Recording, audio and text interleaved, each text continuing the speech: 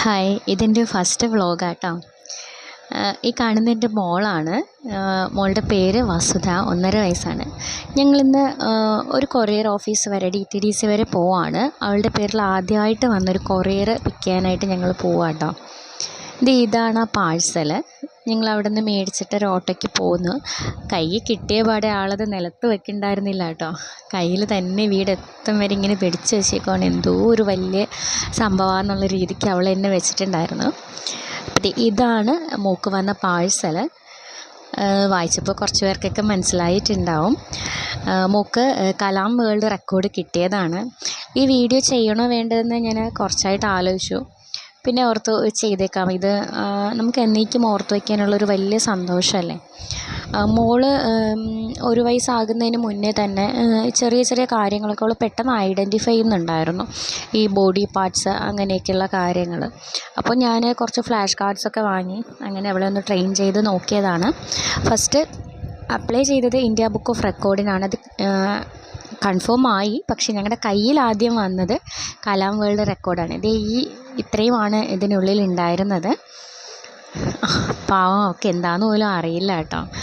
എന്തോ ഒരു വലിയ പുതിയ എന്തൊക്കെയോ സാധനങ്ങൾ ഇരിക്കുവാണ് എന്നുള്ള രീതിക്ക് അവളിങ്ങനെ ആകാംക്ഷയായിട്ട് നോക്കുന്നുണ്ടായിരുന്നു. ഞാൻ ചിരിക്കുമ്പോൾ എൻ്റെ കൂടെ ചിരിക്കുന്നുണ്ടായിരുന്നു, ഞാൻ തുള്ളുമ്പോൾ എൻ്റെ കൂടെ തുള്ളുണ്ടായിരുന്നു.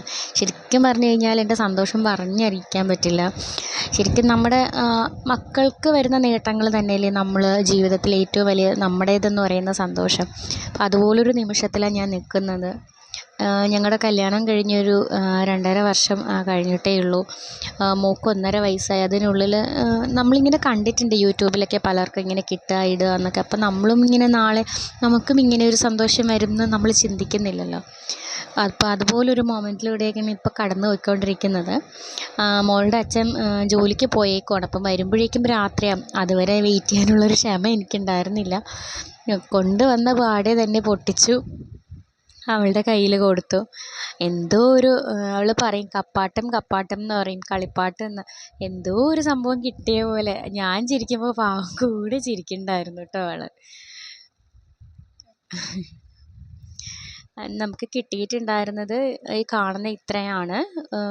ഒരു ബാനർ പോലെ കഴുത്തിലിടുന്നത്, പിന്നെ ഒരു മെഡൽ ഉണ്ടായിരുന്നു, ഒരു അബ്ദുൽ കലാം സാറിൻ്റെ ഒരു ബാഡ്ജ്, പിന്നെ ഈ ഒരു മൊമെൻറ്റോ, പിന്നെ ഈ ഒരു സർട്ടിഫിക്കറ്റാണ് കേട്ടോ. ഫ്രെയിം ചെയ്തിട്ടുള്ളൊരു സർട്ടിഫിക്കറ്റാണ് കിട്ടിയിട്ടുള്ളത്.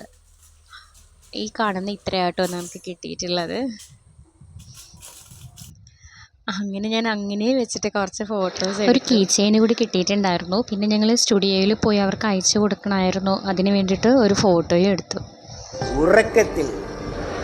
ഉറക്കത്തിലെ വരുവതല്ല കനവ്, ഉன்னை என்னை உறங்க விடாமல் செய்வதுதான் கனவு.